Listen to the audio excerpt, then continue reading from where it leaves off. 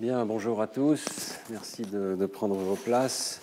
Merci de votre présence à ce 6e et dernier cours.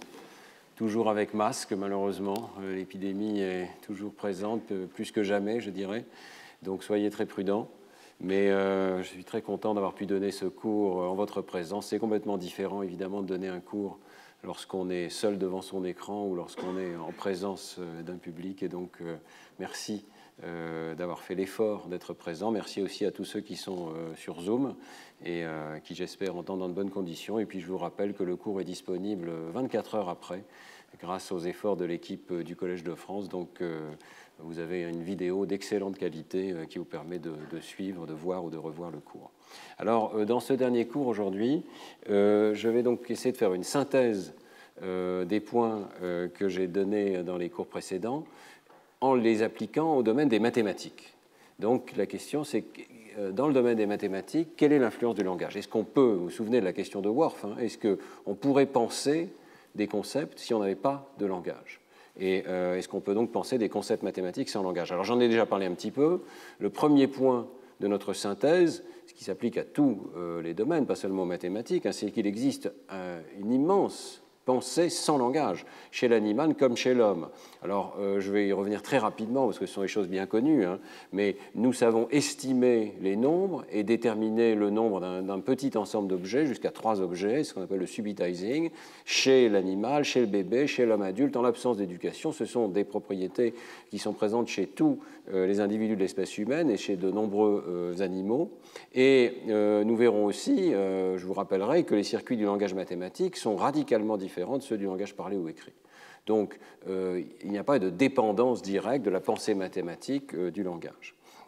Alors, par contre, il y a cette idée que le langage sert d'échafaudage temporaire à l'acquisition des concepts. Et nous regarderons ce que ça donne dans le domaine des mathématiques. Nous verrons qu'effectivement, c'est très discuté, mais il semble bien qu'il y ait une influence forte du langage sur l'acquisition du concept de nombre exact. On va au-delà de l'approximation avec l'aide du langage, et on en discutera. Ensuite, qu'est-ce qui se passe chez l'adulte? Chez l'adulte aussi, le fait d'avoir un langage pour exprimer les concepts, ça aide. On l'a vu dans de nombreux exemples dans les 5 cours précédents. On a vu par exemple que pour les couleurs, eh bien, ça pouvait aider la mémoire de recoder l'information sous forme linguistique, mais ça pouvait aussi nous biaiser, suivant qu'on ait par exemple un mot pour dire bleu ou 2 mots pour dire bleu. Alors c'est la même chose dans le domaine mathématique. Nous verrons que le langage sert d'aide-mémoire, même si les concepts ne sont pas codés sous forme linguistique, on les recode sous forme linguistique pour s'en souvenir et par exemple pour stocker les tables de multiplication. Et puis, on parlera enfin, parce que je trouve que c'est vraiment un aspect plus périphérique, des variations interlangues. C'est vraiment la question de Worf, c'est-à-dire est-ce qu'on pense différemment parce qu'on a une langue différente?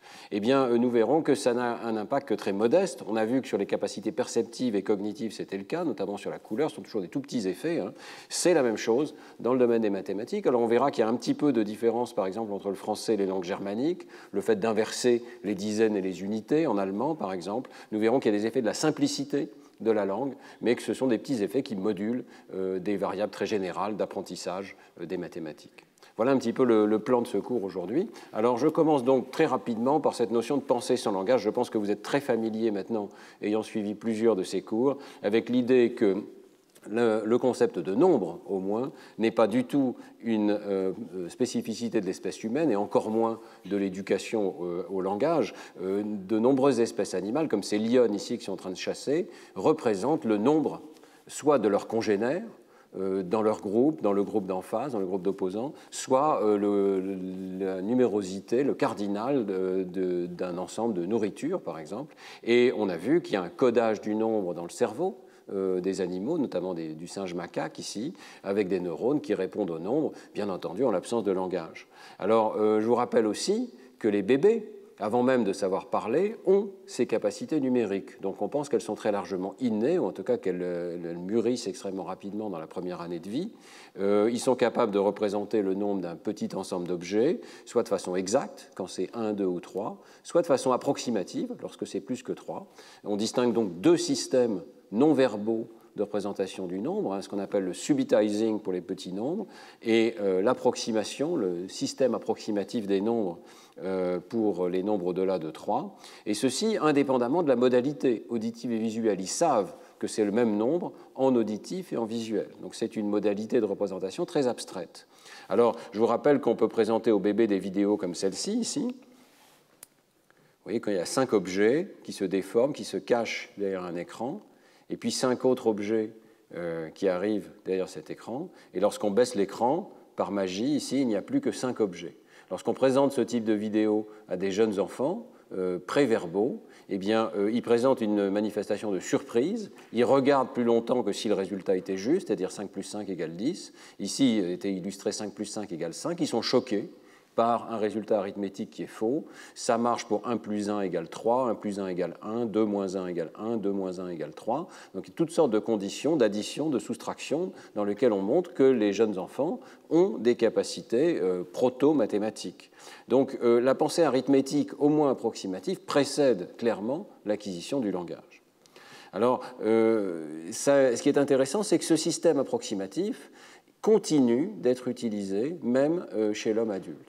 Nous avons cette espèce de fondation, au moins pour la numération, dans un système préverbal. Et par exemple, lorsque nous comparons deux nombres, ça c'est des travaux très anciens que j'avais menés dans le laboratoire de Jacques Meller, si nous devons décider si un nombre est plus grand que 65, qui est ici en référence au milieu, ou bien plus petit que 65, vous voyez, le temps de réaction en fonction du nombre varie suivant la quantité. Plus les quantités sont proches, plus on les confond. Et c'est la même chose lorsque vous approximez une opération. Si je vous dis par exemple 24 plus 13 égale 99, vous n'avez pas besoin de faire le calcul, vous savez immédiatement que c'est faux. Pourquoi? Parce que la quantité est tout à fait anormale, est trop grande, est trop à droite, vous allez dire. Il y a aussi cette notion d'un espace des nombres. Et donc, vous vous appuyez sur une représentation qui n'est pas verbale, qui n'est pas symbolique, qui est une représentation de la pondération, en quelque sorte, des quantités. Ça peut aller très loin, puisqu'on discute de la relation entre langage et mathématiques, j'ai ressorti ce cas très ancien, c'est le tout premier patient que j'ai vu à la Salpêtrière avec mon ami Laurent Cohen, et ce patient, donc, vous voyez qu'il y a une très grande lésion, bon, pas extrêmement bien caractérisée à l'époque, en 1991, mais très vaste lésion de l'hémisphère gauche qui recouvre en partie les aires du langage dans le lobe temporal et aussi les aires liées aux mathématiques dans le lobe pariétal. Il est très aphasique, il est très alexique, il est très acalculique, il a un énorme ralentissement du temps de lecture des nombres arabes, mais il a encore des compétences, il a encore des compétences approximatives. Et donc, on peut encore approximer et comprendre les quantités sans être capable de les nommer, ou avant d'être capable de les nommer. Une des choses extraordinaires chez ces patients, c'est qu'ils finissent par arriver à nommer un chiffre arabe. Ici, il s'agit de nommer le chiffre 9. Le chiffre 9. Et que le patient met 4 secondes pour nommer le chiffre 9. Il est aphasique, il a énormément de mal à nommer quoi que ce soit, mais il arrive à nommer le chiffre 9, comment? Eh bien en comptant. Il compte dans sa tête, et il arrive à la bonne quantité. Donc ça veut dire qu'il a une représentation préverbale et qu'il est capable, in fine, de l'exprimer. Alors ce qu'on avait trouvé chez ce patient, c'est qu'il est encore capable d'approximer. Il est profondément acalculique, donc si vous lui dites 2 plus 2 égale 5, il dit oui, c'est juste. Mais si vous lui dites 2 plus 2 égale 9, il dit non, ça n'est pas juste, c'est faux.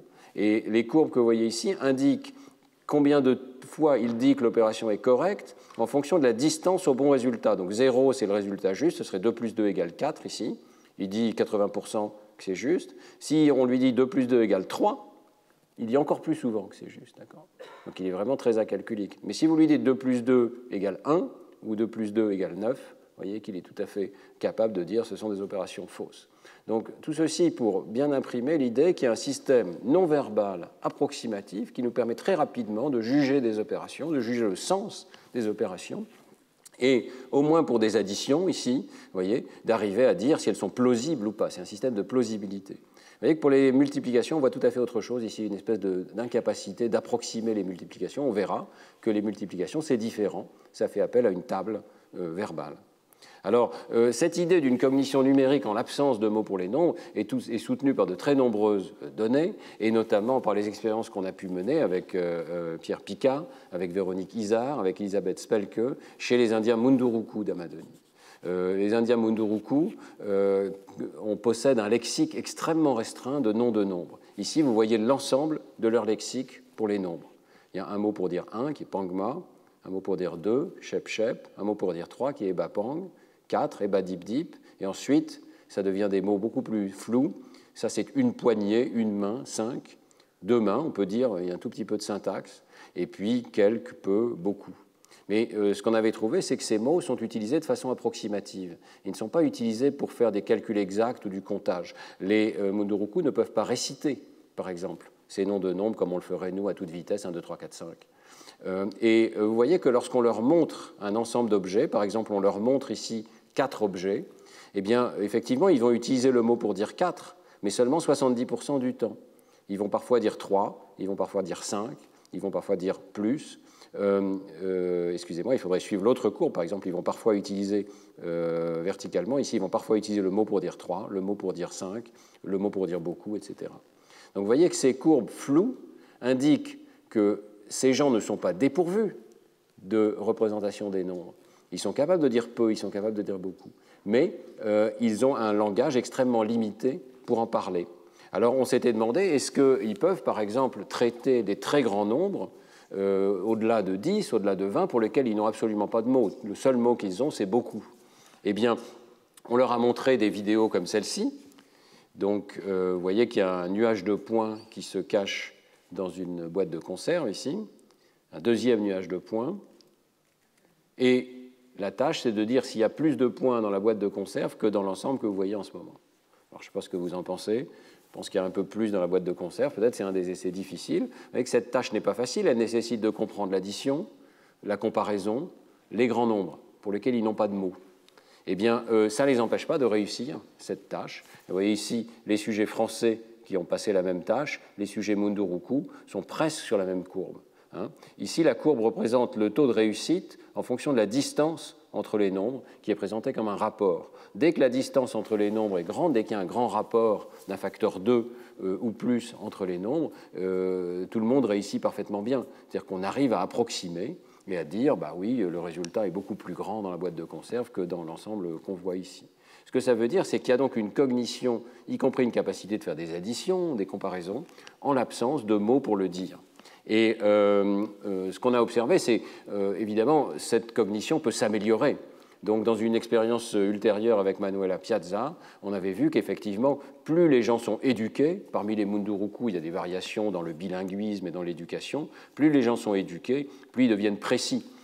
Il y avait un début de ça ici. Vous voyez que les Indiens Munduruku sont un petit peu moins précis, et notamment quand les nombres deviennent trop proches, ils ont plus de mal que les sujets français ici. Donc l'éducation a un rôle, elle va raffiner ce sens de l'approximation, mais on n'est pas dépourvu en l'absence de langage. Alors on a quand même des tests sur lesquels les Munduruku sont très mauvais. Regardez celui-ci. Vous avez vu des objets se cacher dans la boîte, on laisse passer un certain délai, et puis des objets quittent la boîte. Question, est-ce qu'il y a encore un objet dans la boîte? Combien il y en a dans la boîte? 1. Vous êtes d'accord? Voilà. Alors, on leur a demandé soit de nommer le résultat, qui était toujours soit rien, soit 1, soit 2. Ils n'ont pas de mots pour dire 0, mais ils peuvent dire rien, ou il n'y a plus rien dans la boîte. Et puis, dans une deuxième tâche, on leur a demandé de pointer vers le bon résultat, ce qui est donc totalement non-verbal ici. Eh bien, dans les deux cas, ils en sont capables, mais avec de grandes limites. Et c'est ce qu'on voit ici. Vous voyez qu'ici, maintenant, il y a une grosse différence entre les sujets français et les sujets Munduruku. Alors, qu'est-ce qui se passe? Eh bien, tout dépend de la taille du premier nombre. Ici, je vous ai montré un essai avec 5 moins 4. Donc, le premier nombre, c'est 5 ici. Vous voyez que les Français réussissent, vous avez très bien réussi, hein, mais les Indiens Munduruku commencent à échouer pratiquement la moitié du temps. Le niveau du hasard serait 33%, puisqu'il y a 3 choix. Hein. Donc, ils ne sont pas au niveau du hasard, mais ils commencent à s'écrouler ici. On voit qu'ils comprennent très bien la tâche. Quand les nombres sont petits, quand c'est 1 ou 2 ou 3, ils y arrivent presque aussi bien que les sujets éduqués français ici. Mais dès que le nombre devient un petit peu grand, ils commencent à échouer, et cet écroulement est progressif, vous voyez qu'il suit cette courbe verte ici, et cette courbe verte, c'est ce qu'on peut prédire sur la base d'un modèle mathématique de l'approximation, fondé sur l'idée qu'on a des courbes d'accord gaussiennes, qu'on approxime avec des gaussiennes, et donc de façon probabiliste, on échoue progressivement à mesure que les nombres deviennent plus grands. Voyez. Donc ce que ça signifie, c'est que effectivement la cognition numérique n'est pas parfaite en l'absence d'éducation et peut-être en l'absence de langage. Chez les Munduruku, il y a un échec qui se produit ici pour la capacité de faire des calculs exacts. Faire 5 moins 4, c'est aidé, peut-être facilité par le langage. Alors, est-ce que ça veut dire pour autant que les Indiens Munduruku ne possèdent pas le concept de nombre exact? Ça fait l'objet d'une discussion. Est-ce qu'il faut être une sorte de worfien extrême ici et dire, bah oui, en l'absence de langage, on n'arrive pas à penser le nombre 5 ou bien, est-ce qu'il faudrait dire que les noms de nombres sont simplement un outil pour cette tâche? C'est la deuxième option que nous avions choisie dans notre article, de façon, je dirais, prudente, en disant d'abord que la première chose que montre ce test, puisqu'il y a réussite ici, il y a réussite dans l'approximation, c'est que des compétences numériques sophistiquées peuvent être présentes en l'absence d'un lexique développé de noms de nombres. Donc c'est d'abord insister sur la compétence de ces personnes, qui sont compétentes, comme vous et moi. Et donc c'est une nuance importante de l'hypothèse de Worf. Ça n'est pas vrai qu'en l'absence d'un lexique de nombres, on n'est pas capable de penser à des concepts abstraits de nombres. Et ce que nous avions proposé, c'est qu'il manque au Munduruku une procédure pour appréhender les nombres. En l'absence d'une procédure de comptage, ils ne sont pas capables, au début de ce film, de voir que c'est 5. Ce n'est pas qu'ils ne sont pas capables de penser que 5 est différent de 4, mais ils ne sont pas capables de voir que ce qu'ils ont vu à un instant donné, c'était 5 et ce n'était pas 4. Donc, notre hypothèse, c'était que les concepts sont largement là, mais que la capacité d'appréhender de quel objet il s'agit à un instant donné, elle, est largement aidée par le comptage verbal. Alors, ça fait l'objet d'un débat, mais quand même, c'est, je pense, un résultat assez convergent. Actuellement, il y a des résultats dans une autre culture, qui est la culture Pirahan, qui est encore plus intéressante quelque part, parce que les noms de nombres, ils sont encore plus réduits. Vous savez qu'on dit parfois, il y a des cultures où c'est 1, 2, 3, beaucoup. Donc les Munduruku vont un peu au-delà. Mais les Pirahan vont en deçà de ça. Chez les Pirahan, ça a l'air d'être 1, 2, beaucoup, ou peut-être même peu, beaucoup. On le pense parce qu'ils ont très très peu de mots pour les nombres. Il y a essentiellement Roy et Roy, qui je ne sais pas prononcer, mais qui ont des accents légèrement différents, des tons légèrement différents. Et puis un troisième mot, ici, Baagizo. Et si on reprend la tâche que nous avions utilisée en premier chez les Munduruku, qui est simplement de voir quels mots ils utilisent pour une certaine quantité, vous voyez qu'ici, si on leur montre un objet, ils disent Roy. Si on leur montre 2 objets, ils disent l'autre Roy. Donc ils ont changé de mot ici. Donc ils ont bien un mot pour dire 1 et un mot pour dire 2. Sauf que si on leur montre 3, ils disent encore le deuxième. Et si on leur montre 4, encore le deuxième. Donc le 2, c'est vraiment approximativement 2. Et après, il y a ce mot pour dire beaucoup, là. Et puis, ce qui est pire encore, c'est que si on monte les nombres dans l'ordre inverse, et ça, on ne l'a pas fait chez les Munduruku, si on commence avec 10, alors on voit qu'ils disent Baagizo, etc., mais ils se mettent à utiliser le mot pour 2 dès qu'il y a à peu près 6 ou 5 ici. Et ils se mettent à utiliser le mot pour 1 dès qu'il y a 4, 3, 2, 1 ici. Ouais. Donc, ce n'est pas un mot pour 1 et un mot pour 2, c'est aussi des mots qui, au moins, sont des homonymes peut-être, mais qui veulent dire aussi peu et beaucoup, qui dépendent du contexte. Et le système de dénomination en Munduruku est extraordinairement rudimentaire. Ça, c'est quand même... On ne peut pas nier, en discutant de l'hypothèse de Worf, que dans le domaine du langage, il y a des variations extraordinaires entre les langues. La question, c'est est-ce que la pensée est tellement différente à la fin ? Eh bien, pour l'étudier, Michael Frank et ses collaborateurs regardent la notion de correspondance terme à terme, qui avait été étudiée au départ par Peter Gordon. Et Peter Gordon avait tiré des conclusions worfiennes, délirantes, de ces résultats en disant qu'il pense que la pensée est incommensurable chez les Pirahan par rapport à nous. Ben, regardons ce qu'il en est effectivement. Donc, dans cette tâche ici, on leur montre un certain nombre d'objets, ces petites bobines ici, et puis on leur demande de mettre en face autant d'objets. Et on va rendre la tâche de plus en plus abstraite. Donc, dans une première version, ils doivent juste mettre un objet en face de chacun des objets qui sont alignés ici, puis on va les espacer différemment, on va leur demander de faire ça de façon perpendiculaire aussi, et on va éventuellement cacher les objets qui sont présentés en premier, et donc progressivement, on demande au sujet de penser de plus en plus au nombre abstrait et d'aligner autant d'objets rouges ici qu'il y avait d'objets blancs. D'accord ? Eh bien, les résultats sont extrêmement clairs. Les sujets arrivent à faire cette tâche. Ils comprennent ce qu'ils doivent faire. Ils n'ont pas cette idée d'une pensée complètement différente de la nôtre. Ils comprennent parfaitement ce qu'ils doivent faire. Et lorsqu'il s'agit simplement d'aligner les objets les uns en face des autres, donc de faire une correspondance terme à terme facile, eh bien, ils y arrivent parfaitement. Il n'y a pratiquement aucune erreur ici. Les croix sont les erreurs. Donc, même avec 9 objets, il y a une petite erreur ici, 10 objets, tout le monde y arrive. C'est seulement lorsque la tâche est rendue plus difficile par la désorientation des sujets qu'on voit apparaître des erreurs. Ces erreurs ne sont pas du tout aléatoires. Vous voyez que ce sont des erreurs d'approximation. Donc, même pour 4 objets, ici on voit des erreurs, mais ce sont des erreurs qui tombent sur 5, etc. Les erreurs sont décalées d'une ligne, en quelque sorte, si vous voulez. Donc, à chaque fois, la personne a la quantité approximative, elle essaye de faire la tâche, elle comprend qu'il y a un nombre d'objets et qu'il faut arriver à un certain nombre d'objets, elle comprend probablement qu'il faut arriver à un nombre précis d'objets, mais elle ne dispose pas de la procédure qui permet d'y arriver. Et donc la conclusion de Michael Frank, c'est que le concept de quantité exacte n'est pas créé par le langage, il est déjà là, mais la capacité de se souvenir du cardinal d'un ensemble, d'un grand ensemble, est rendue possible par l'apprentissage des noms de nombres. C'est un outil. Les nombres sont une invention, une technologie cognitive, un outil pour représenter, pour mémoriser et pour manipuler le cardinal exact des ensembles. Alors, je dirais aussi d'ailleurs que ce n'est peut-être pas le seul outil. Il n'y a pas un monopole du langage dans ce domaine. Et par exemple, des cultures ont inventé l'abaque, le boulier, qui permet de représenter de façon exacte des grands nombres. Et avec une abaque, on n'a pas besoin de nommer les nombres, on peut juste déplacer les objets et on a une représentation symbolique du nombre qui permet de faire des calculs exacts. Donc la question de la place du langage est encore ouverte, mais dans toutes ces études, on pense qu'elle est finalement assez mineure. C'est un outil qui permet d'arriver au nombre exact, mais ça n'est pas un changement conceptuel majeur.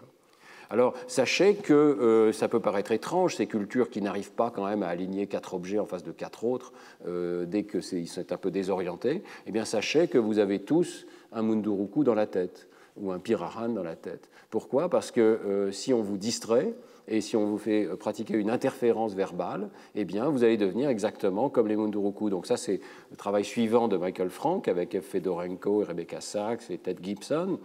Il montre ici que des sujets américains, parfaitement éduqués à MIT, lorsqu'on leur demande de répéter cette tâche de shadowing, donc de répéter une radio qui a un discours, donc une tâche qui occupe complètement votre espace verbal, eh bien, ils se comportent pratiquement exactement comme les Pirahan ici. Je vais vous montrer toutes les données. Donc, sous interférence verbale, on voit apparaître ces erreurs d'approximation ici. Les tout petits nombres sont corrects, 2 et 3, et puis vers 4 ici, on commence à voir apparaître des erreurs qui sont distribuées autour de la bonne quantité. C'est l'approximation. Il n'y a pas d'erreur similaire lorsqu'on fait une interférence spatiale. Donc, c'est bien le comptage verbal qui aide les sujets américains ici. Mais quand on les empêche de faire un comptage verbal, et notamment durant l'encodage. On peut faire des expériences où on les distrait juste pendant l'encodage de l'ensemble qu'il faut reproduire. Et bien pendant l'encodage, c'est là qu'il faut avoir ces ressources verbales si on veut arriver au nombre exact. Alors on ne va pas dire que le concept de nombre a changé parce qu'on a interféré avec le langage. Le concept est toujours là, comme chez les Pirahan, comme chez les Munduruku, mais le langage est nécessaire pour arriver au concept exact. Alors, il y a un débat immense pour savoir quel est le rôle exact du langage dans tout ça. Est-ce que vraiment c'est lui qui va nous permettre d'acquérir la langue ou pas? Je vous recommande, si vous vous intéressez à cette question, cet article récent d'Elisabeth Spelke, qui est vraiment la grande spécialiste de ce sujet, du développement du nombre. Et en 2017, donc, elle discute plusieurs hypothèses, plusieurs théories. Alors, l'une des théories qui a été proposée au départ par Rochelle Gellman et Randy Galistel, c'est que pratiquement tout est inné. Non seulement on a l'approximation, non seulement on a les nombres 1, 2, 3, sur lesquels il n'y a pas de débat maintenant, mais aussi les principes du comptage. On sait ce que ça veut dire compter de façon non verbale. On a tous les principes du successeur, etc. Ceci s'oppose à une toute autre théorie qui est proposée largement par Suzanne Carré, selon laquelle il y a une sorte de construction mentale du nombre. Les entiers naturels sont une invention culturelle. On ne peut pas penser aux entiers naturels de façon spontanée. Il faut pour cela savoir compter. Donc elle a vraiment une théorie selon laquelle il y a une dépendance très forte du comptage verbal ici. Les enfants apprendraient au cours de leur développement que l'ordre du comptage correspond à l'ajout d'un objet à un ensemble. Qu'est-ce que ça veut dire? Ça veut dire que les enfants commenceraient par apprendre à réciter les noms de nombres. Et ça, c'est bien attesté. Ils récitent 1, 2, 3, 4, 5, 6, 7, 8, sans nécessairement comprendre ce qu'ils font. C'est une espèce de petite comptine, une récitation. Au passage, ça montre bien, s'il y a des enseignants parmi vous, il ne suffit absolument pas de faire réciter les enfants en maternelle. Ça n'est pas ça, les mathématiques. Apprendre à réciter la série des noms de nombres, c'est essentiellement zéro, c'est le degré zéro de l'apprentissage des mathématiques. Donc soyons clairs là-dessus. Mais l'idée de Suzanne Carré, c'est que c'est quand même un point d'appui. On développe une notion de l'ordre des mots, 1, 2, 3, 4, et l'enfant finit par comprendre d'abord que les petits nombres réfèrent aux quantités qu'il connaît déjà. 1 correspond à la quantité 1, 2 correspond à la quantité 2, 3 correspond à la quantité 3, et à ce moment-là, il fait une sorte d'inférence. Ah oui, à chaque fois que j'avance de 1 dans l'ordre des nombres, j'avance de 1 dans les quantités. L'ensemble a un objet de plus. Et à ce moment-là, il fait une sorte d'inférence, il dit, bah oui, tous ces mots que je connais, là, 1, 2, 3, 4, 5, 6, 7, 8, ils correspondent tous à des nombres. Et donc, il y a plein de nombres exacts. Et d'après Suzanne Carré, c'est là que l'enfant découvre le concept de nombre exact pour les grands nombres. Il dit, ah oui, il y a tous ces nombres-là. Et il comprend qu'il y en a une infinité, parce qu'il y a une infinité grammaticale de nombres, alors il y a une infinité de cardinaux des ensembles. Ça, c'est la théorie de Suzanne Carré. Alors, dans l'article, Elisabeth Spelke démolit les deux théories. Et c'est très intéressant. Elle nous propose un certain nombre d'expériences pour ça. Je démolis, le terme est un peu fort peut-être, mais disons qu'elle conteste les deux théories. Je crois qu'on n'a pas encore tout à fait toutes les données pour savoir. Il y a encore beaucoup de débats dans la littérature. Mais la première théorie, certainement, n'est pas tout à fait juste. Tout n'est pas inné. Il y a une construction. Tout n'est pas là au départ dans la notion de nombre. D'abord, l'apprentissage des noms de nombres est extrêmement lent. Alors, si tout était inné, il suffirait d'avoir une sorte de mapping entre les mots et les concepts correspondants. Ça n'est pas le cas. Bon, c'est vrai qu'on pourrait penser que ce n'est pas totalement conclusif comme argument, cette lenteur de l'acquisition des noms de nombres. Vous savez que c'est vraiment très lent. Peut-être je ne montre pas les données ici, mais dans les travaux de Karen Wynne, il peut s'écouler 6 mois entre un enfant qui comprend le mot 1 et un enfant qui comprend le mot 2. Et un autre 6 mois entre un enfant qui comprend le mot 2 et un enfant qui comprend le mot 3. C'est très, très, très, très lent. Quand on dit comprendre, ça veut dire être capable de répondre à des questions du genre « donne-moi 2 objets ». Chez les petits-enfants, si vous faites ce test très simple, « donne-moi 2 »,« donne-moi 3 pommes », eh bien, le gamin qui ne comprend pas prend une poignée et vous donne un nombre plus ou moins au hasard. Voilà. Il y a un moment où il comprend 1 et 2, donc si vous lui dites « donne-moi un objet », il vous en donne 1, si vous lui dites « donne-moi 2 objets », il vous en donne 2, si vous lui dites « donne-moi 3 objets », il fait n'importe quoi, il prend une poignée, mais pas 2. Donc, ce développement est effectivement extrêmement lent. Maintenant, la lenteur ne veut pas dire que ce n'est pas inné, elle peut vouloir dire que c'est simplement la correspondance entre les mots et ces concepts innés qui est dur à apprendre. Il y a un autre argument que je vais développer un petit peu plus, c'est que les travaux de Véronique Izard montrent que bien avant de savoir compter, les enfants ne maîtrisent pas en fait, le concept d'égalité exacte. Ils maîtrisent pas mal de choses, mais ils ne maîtrisent pas vraiment la chaîne des concepts de nombre. Ils ne savent pas qu'enlever un objet, puis en ajouter un autre, amène au même nombre. Alors ces travaux sont très amusants. Je voudrais d'ailleurs remercier Véronique Izard de m'avoir donné des diapositives pour les expliquer et d'avoir partagé tous ces résultats qui sont publiés par ailleurs dans les articles que vous voyez ici. Ce qu'elle montre, c'est qu'il y a 2 principes à minima qu'on devrait maîtriser pour comprendre l'égalité exacte. D'abord, on devrait comprendre que si on ajoute ou on soustrait ne fût-ce qu'une seule unité, même à un grand nombre, ça change le nombre. Donc si je vous dis j'ai un énorme nombre d'objets, je viens de rajouter 1, vous me dites le nombre a changé. Vous ne savez peut-être pas quel nombre c'était au départ, ni quel nombre c'est à l'arrivée, mais conceptuellement, vous comprenez que plus 1, ça veut dire changer de nombre. Alors est-ce que les enfants comprennent ça? Et puis, par contre, substituer un objet, j'en enlève un, j'en mets un autre, ça ne change pas le nombre. Est-ce que les enfants comprennent ça? Alors, c'est très astucieux, ces expériences de Véronique Izard, puisque comment on fait pour tester ça? C'est des enfants sans parler, de façon non verbale. Eh bien, on va leur présenter, par exemple, ces petites marionnettes ici, qui sont sur des bâtons. Vous voyez, il y a 6 bâtons et il y a 6 marionnettes. Tout est occupé. Mais on peut aussi leur présenter 6 bâtons et puis il n'y a que 5 marionnettes et il y a un bâton qui est vide. Donc on voit ici la notion de correspondance terme à terme. Est-ce que les enfants comprennent que tout est occupé ou bien qu'il y a un bâton qui est vide? On va présenter une boîte et on va envoyer toutes ces petites marionnettes au lit. Il y a tout un petit scénario, donc toutes les petites marionnettes vont se coucher. Et puis là, en fonction des conditions expérimentales du scénario, on va remplacer un objet, ajouter un autre, etc. Puis les marionnettes vont ressortir, elles se réveillent, elles regagnent leur perchoir, et là, peut-être qu'il en manque une, par exemple. Et la question, c'est est-ce que l'enfant va s'apercevoir qu'il en manque une? Si, par exemple, on a commencé avec tout était occupé, puis là, il en manque une.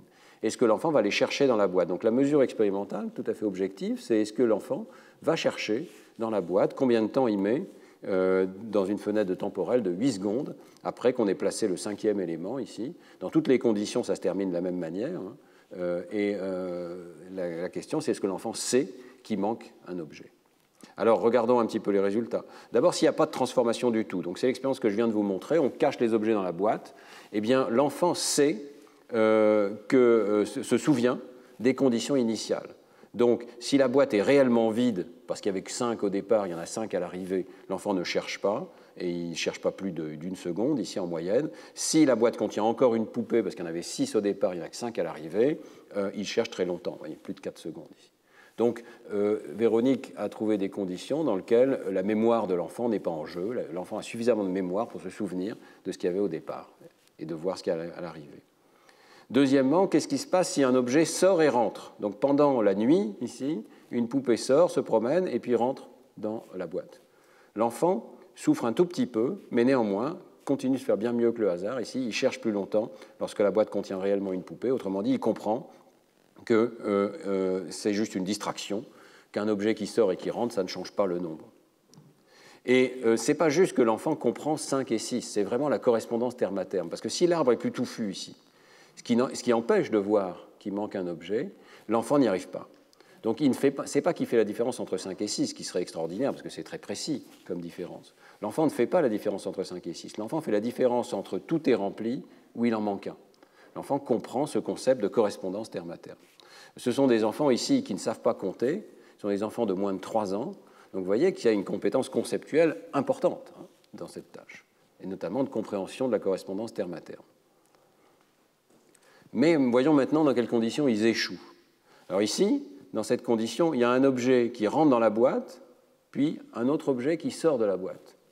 Ou bien, ça peut être au départ, il y a un bâton qui s'en va, un bâton qui revient. C'est une condition, excusez-moi, dans laquelle il y a juste une addition ou une soustraction. C'est un ou ici. Donc, on ajoute un ou on soustrait un. Est-ce que les enfants comprennent que lorsqu'on a fait ça, le résultat change complètement? Il semble que non. Ils n'arrivent plus à savoir s'il faut chercher dans la boîte ou pas. Ils ne font pas la différence entre les conditions dans lesquelles la boîte est réellement vide et dans lesquelles il manque une poupée qu'il faut chercher. Donc, ils n'arrivent pas à comprendre la conséquence d'une addition ou d'une soustraction. Et pire encore, et là c'est quand même assez surprenant, si on ajoute un objet et qu'on en ressort un autre, autrement dit on remplace un des objets dans la boîte, les enfants sont perdus aussi. Ils ne comprennent pas que ça revient au même, que le nombre n'a pas changé. Ils comprennent, et je vous ai remis ici les résultats, lorsque c'est le même objet qui sort et qui rentre, ils comprennent que c'est juste une distraction, mais s'il y a substitution d'un objet, ils ne comprennent plus. Voilà les résultats de Véronique Izard. Là, on peut les résumer sous une autre forme. Ici, c'est simplement le pourcentage de réussite qui est calculé avec un certain seuil qui définit la réussite dans le fait de rechercher un objet ou pas. Donc, quand il n'y a pas de transformation, les enfants réussissent bien, ce qui est remarquable parce qu'ils sont préverbaux, ils ne savent pas encore compter. Dès qu'il y a un grand arbre, ils ne réussissent plus. Dès qu'il y a une addition ou une soustraction, ils ne comprennent pas bien que le nombre transforme. Sauf pour les tout petits nombres. Alors, je ne vous ai pas remis ici. Voilà, pour les tout petits nombres, c'est ici. Ça, c'est une expérience que je ne vous ai pas encore racontée. S'il y a seulement 3 bâtons et 2 objets ou 3 objets, les enfants y arrivent. Donc, 1, 2, 3, rappelez-vous, c'est le subitizing. Les enfants y arrivent. Mais dès que c'est 5 ou 6, les enfants doivent s'appuyer sur la correspondance terme à terme. Et si on ajoute 1, si on soustrait 1, ils sont perdus. Et puis, pareil, s'il y a un objet qui sort, qui rentre, ils ne sont pas perdus. Mais si on remplace un objet, ils sont perdus. Donc, on voit une connaissance partielle et des enfants qui ne comprennent pas tous les principes de l'égalité exacte. Il y a clairement un développement. Tout n'est pas inné chez ces enfants. C'est peut-être pas tellement surprenant, à la fin, c'est quand même des concepts de très haut niveau ici. Les enfants n'ont pas encore compris à cet âge comment l'addition et la soustraction modifient le cardinal d'un ensemble, et en particulier le fait qu'une addition annule une soustraction ou vice-versa. Donc que la substitution d'un objet ne change pas le cardinal d'un ensemble. Donc il y a clairement un développement, et ça permet à Elisabeth Spelke, je reviens à la diapositive précédente, de montrer que tout n'est pas inné, que cette idée d'un nativisme des concepts de nombre, et notamment des principes du comptage, n'est pas correcte. Tout n'est pas connu à l'avance par l'enfant. Il doit découvrir. Alors maintenant, est-ce que c'est par le biais du comptage que l'enfant découvre? Eh bien là, Elisabeth Spelke nous donne un certain nombre d'éléments contre cette théorie. D'abord, les enfants n'ont pas besoin de savoir compter pour connaître la valeur approximative des nombres. Et ça colle très bien avec l'idée que je vous ai développée, qui est un système approximatif depuis le départ.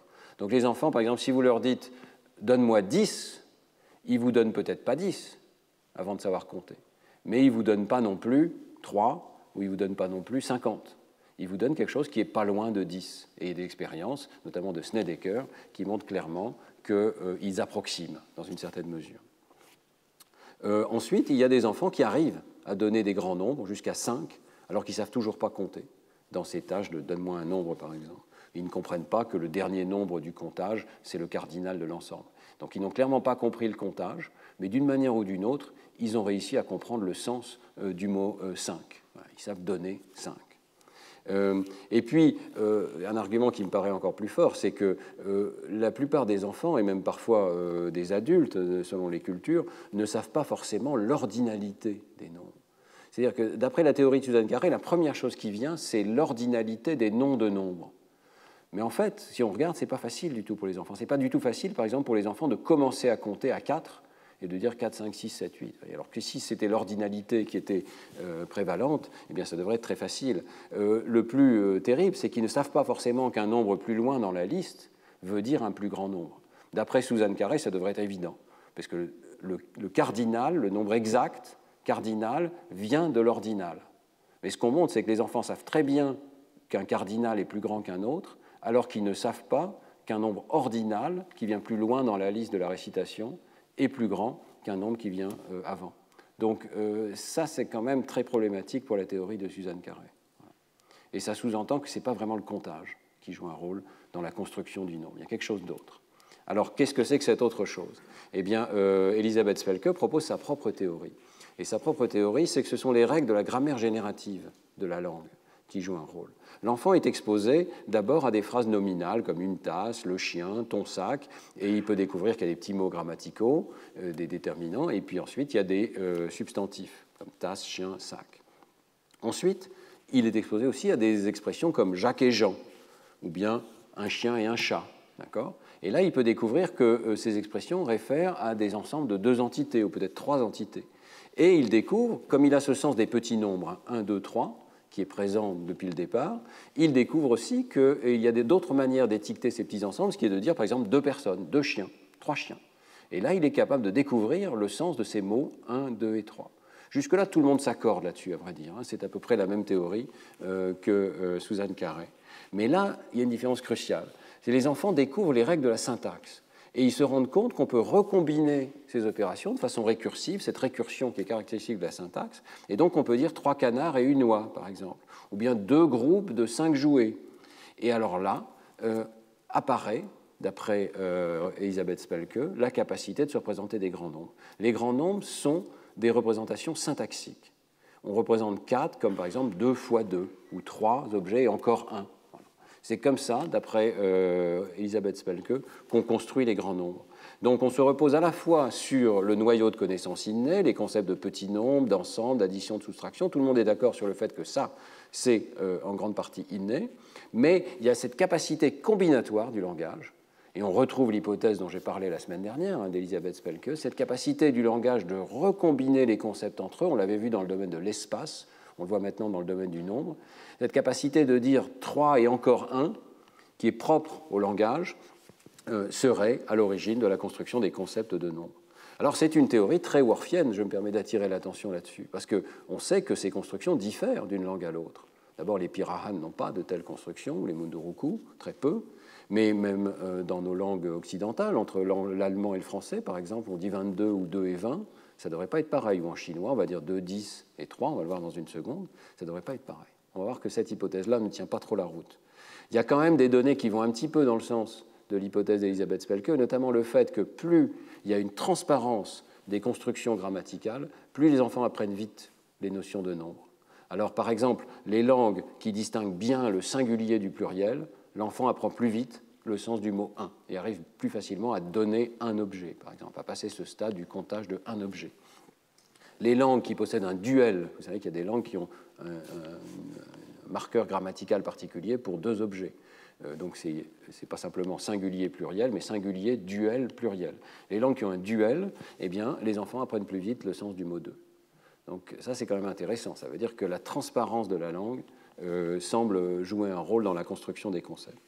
Mais ces données sont encore très fragmentaires, et là, je dois vous dire l'état de la science telle qu'elle est aujourd'hui. Il y a cette théorie qui est proposée d'abord par Suzanne Carré du comptage, qui n'est pas complètement rejetée encore. Hein. Il y a cette théorie qui est proposée par Elisabeth Spelke, et puis il y a ma proposition, qui est quand même un retournement de cette hypothèse, qui est de dire non, nous avons effectivement une capacité combinatoire, mais cette capacité combinatoire, elle n'est pas dans le langage externe, dans le langage parlé, elle est dans un langage de la pensée, universel, commun à tous les êtres humains, différent bien sûr des autres espèces animales. Nous avons un langage de la pensée que peut-être d'autres espèces animales n'ont pas. Et donc, nous combinons les concepts mentalement, et ensuite, nous pouvons les exprimer par le langage. Ce qui me paraît très problématique avec la théorie d'Elisabeth Spelke, c'est qu'il n'y a pas toujours eu un langage autour de nous. Le langage, ce n'est pas notre environnement, peut-être c'est l'environnement des enfants aujourd'hui, mais il a bien fallu avoir un moment où les hommes ont créé ces langages des nombres. D'ailleurs, il y a une évolution de ces langages des nombres. Il y a des langues comme le Pirahan où cette évolution n'a pas encore eu lieu. Donc, qu'est-ce qui se passe à ce moment-là? Comment est-ce qu'on fait pour créer cet environnement linguistique? Il me semble que la seule solution à ce paradoxe, c'est de dire qu'en fait, il y a quand même des concepts non-verbaux qui précèdent, et qu'ensuite la langue exprime ces concepts non-verbaux. Et donc, c'est pour ça que je parle de retournement complet de l'hypothèse. Je ne nie pas qu'il y a une combinaison de concepts. Je pense que la construction des mathématiques se fait par recombinaison des concepts, sur la base de cette fondation de concepts de petits nombres, d'approximation, d'addition, etc., qui est déjà présent chez tout le monde. Mais ces concepts mathématiques sont codés dans un langage de la pensée non verbal. Et j'en avais parlé dans le deuxième cours, vous pouvez vous y référer pour la question de la géométrie. Nous avons sans doute un langage de la pensée qui nous permet de créer des concepts comme carré, par exemple, c'est-à-dire une figure à 4 côtés dont tous les côtés sont égaux et tous les angles sont égaux, quelque chose comme ça. C'est une espèce de formule dans le langage de l'esprit qui nous permet de construire un concept comme carré ou losange ou triangle, etc. Et c'est parce que nous possédons un tel langage interne que nos langues expriment le nombre et forment des phrases telles que 2 chiens et un chat. On ne pourrait pas former de telles phrases, on n'aurait pas envie de les former si on n'avait pas le concept. Alors, bien sûr, les deux théories arrivent quand même à des prédictions extrêmement similaires. Le langage joue un rôle. Quel est le rôle du langage exactement? Eh bien, le langage peut servir, on a dit, d'échafaudage. Je préfère maintenant le terme de catalyseur qui m'est apparu en préparant ce cours. Catalyseur, qu'est-ce que ça veut dire? Ça veut dire que c'est quelque chose qui rapproche les objets mentaux, qui facilite l'acquisition, et puis ensuite qui peut s'en aller. Vous voyez, le catalyseur peut servir à autre chose ensuite. Je crois que c'est vraiment ça le bon terme, c'est-à-dire le langage attire l'attention sur une combinaison de concepts particulière. L'espace des concepts qu'on peut formuler est tellement large, parce qu'il y a cette capacité productive récursive, il est énorme. Donc les cultures ne pensent pas forcément à explorer telle ou telle direction de l'arbre de tous les concepts possibles. Cet arbre est gigantesque, permet de penser à 3 Pères Noël, okay, enfin, on invente des concepts vraiment à l'infini.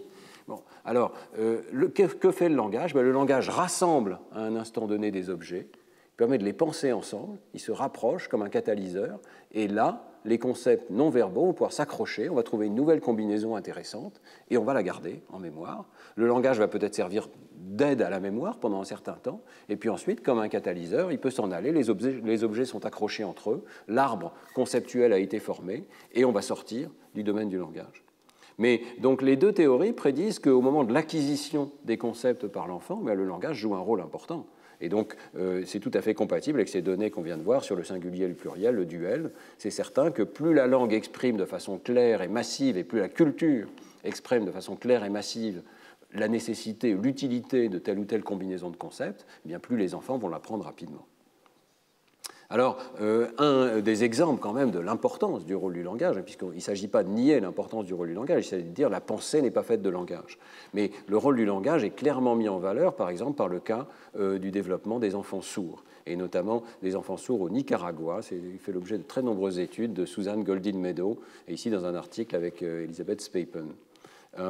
Alors, pourquoi sont-ils très étudiés? Souvent parce que ce sont ce qu'on appelle des home signers en anglais, c'est-à-dire qu'ils parlent une sorte de langage des signes, mais ce n'est pas une vraie langue. Vous savez que les langues des signes sont des vraies langues. Il y a une syntaxe, il y a une sémantique, il y a une organisation structurelle extrêmement raffinée qui fait l'objet d'études linguistiques, et ce sont des vraies langues. Mais là, on a affaire à des personnes isolées qui inventent en quelque sorte un sabir en parlant avec des signes, et donc ce n'est pas une vraie langue des signes qu'ils parlent. Et donc la question vraiment intéressante, c'est de savoir qu'est-ce qu'ils pensent. Est-ce qu'ils sont capables de penser à des nombres, où ils en sont dans le développement du nombre. Alors ici, Spepen et collaborateurs testent 4 sourds de naissance qui n'ont pas de langue des signes, qui ont ce home sign, qui débrouillent avec leur famille, mais ils sont tous employés, gagnant de l'argent, socialement intégrés, et l'argument, c'est que c'est quand même très différent de la situation des Munduruku, c'est un meilleur test plutôt du rôle sélectif du langage, parce que contrairement aux Munduruku et aux Pirahan, ils vivent dans une culture où il y a des nombres. Ils sont entourés de nombres, ils ont besoin de parler d'argent, mais ils n'ont pas un langage pour le faire. Alors que comprennent-ils? Quelle est leur pensée? Eh bien, on va les comparer ici à d'autres adultes non éduqués, illettrés, mais qui sont entendants, qui sont locuteurs d'espagnol, qui ont une langue. Les résultats sont très intéressants.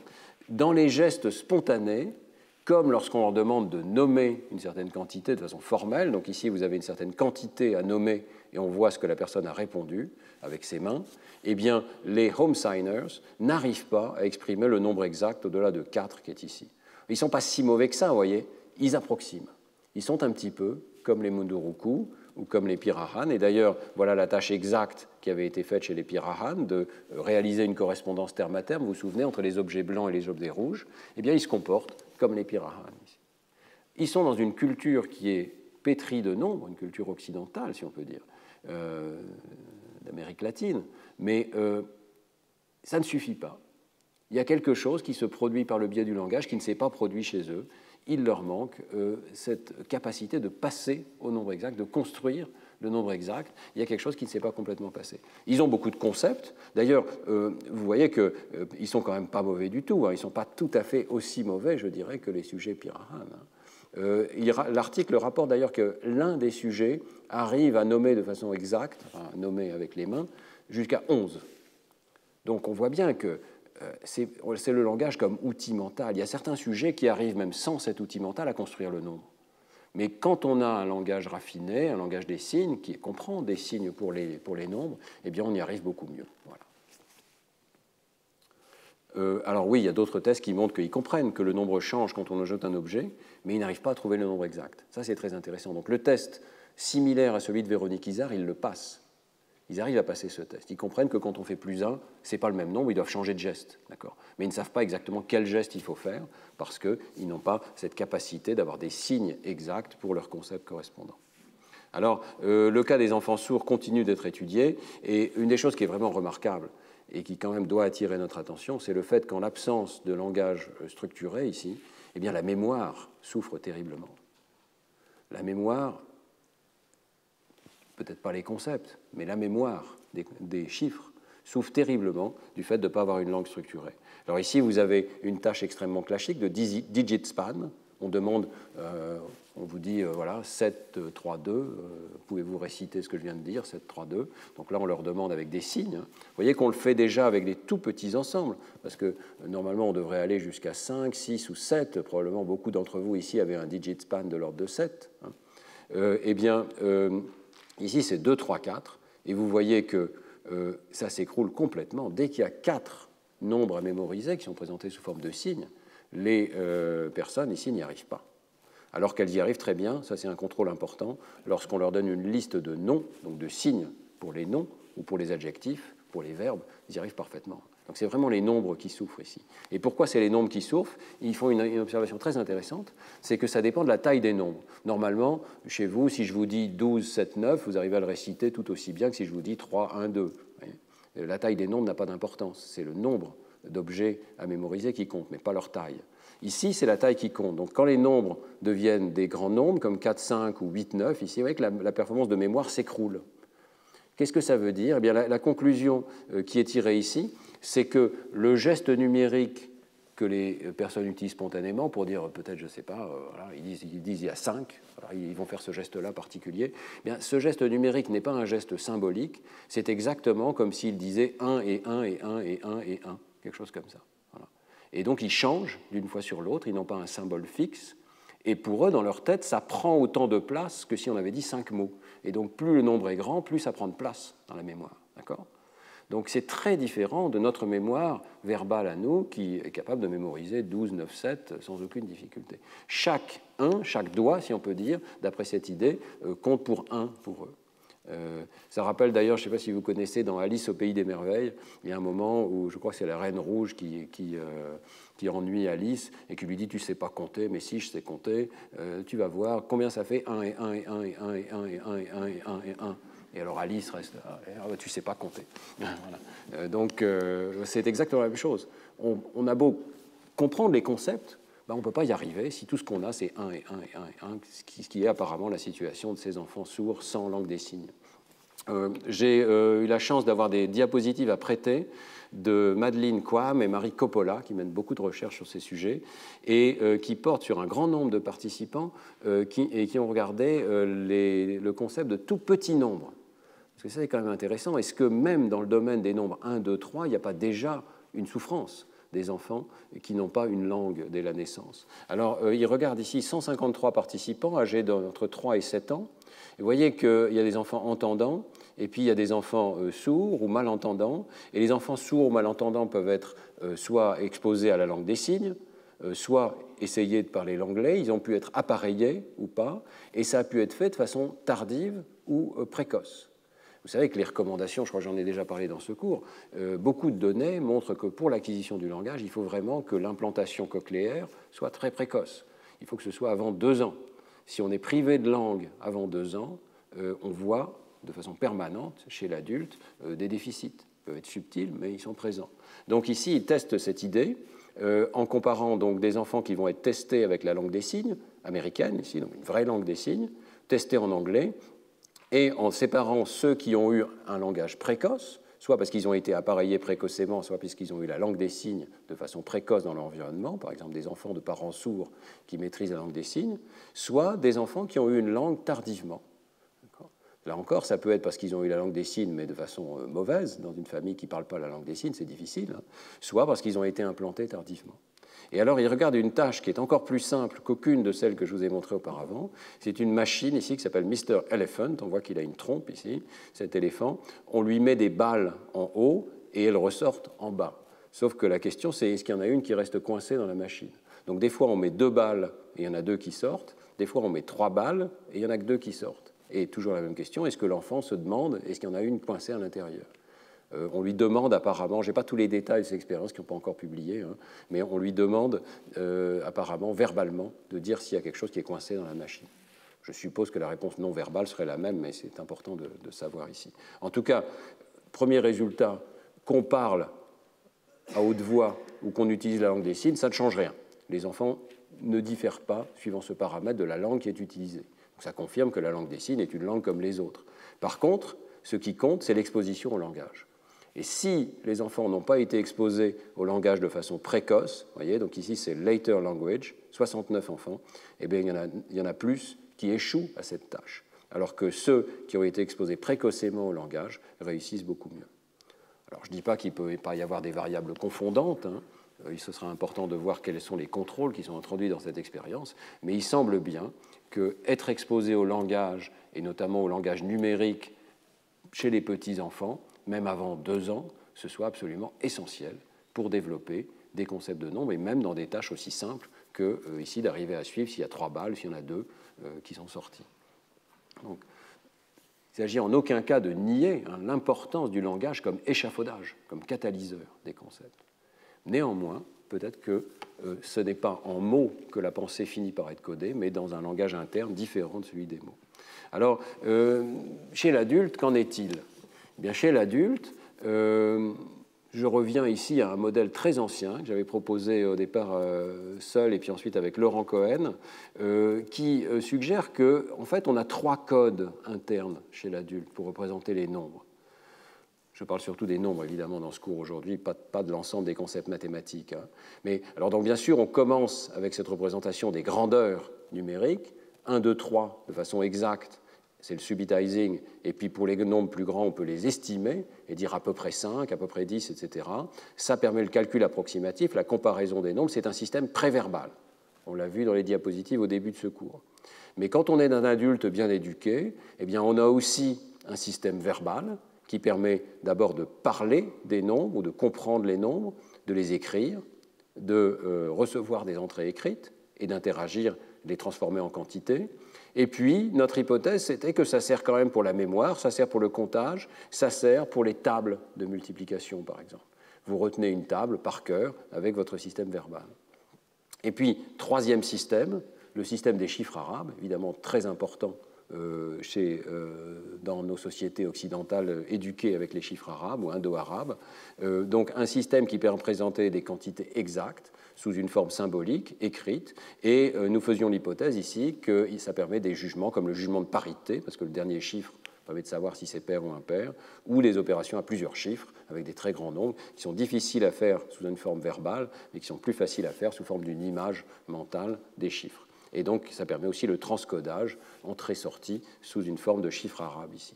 Donc l'idée, c'est que nous avons tous dans la tête ces trois codes, et le modèle précisait aussi où ça se passe dans le cerveau, dans le cortex pariétal pour les grandeurs numériques, dans le cortex temporal ventral pour la forme visuelle des chiffres arabes, et bien sûr dans l'hémisphère gauche, alors que ces représentations des grandeurs et des chiffres sont bilatérales, c'est dans l'hémisphère gauche que se situe chez 96% des individus le code verbal ici, avec aussi des capacités de contrôle cognitif sur ces facultés pour transcoder d'un code à l'autre. Imaginez que chez une personne qui est bien éduquée, qui est fluide, qui est à l'aise avec les nombres, on passe sans cesse mentalement d'une représentation à l'autre, suivant la tâche à laquelle on est confronté. C'était ça le modèle. Alors, ce modèle date ici, dans sa version neurologique, de 1995. Je suis heureux de voir, à vrai dire, qu'il résiste très bien. Par exemple, cette notion de représentation pariétale, à l'époque, il y avait très peu d'imagerie.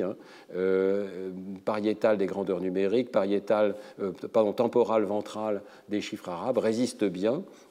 Ce qu'il faut quand même ajouter, c'est que ce n'est pas seulement les grandeurs numériques qui sont représentées ici, ce n'est pas seulement un système approximatif, c'est en fait un système qui se transforme avec l'éducation mathématique et qui finit par représenter des concepts de nombres exacts, des concepts beaucoup plus complexes de mathématiques jusqu'au plus haut niveau.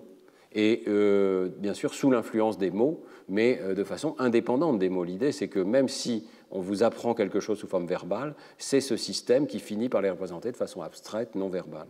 Alors, une des raisons de le penser, ce sont toutes les expériences dont je vous ai déjà parlé dans ces cours sur les mathématiciens qu'on a pu mener avec Maria Malric.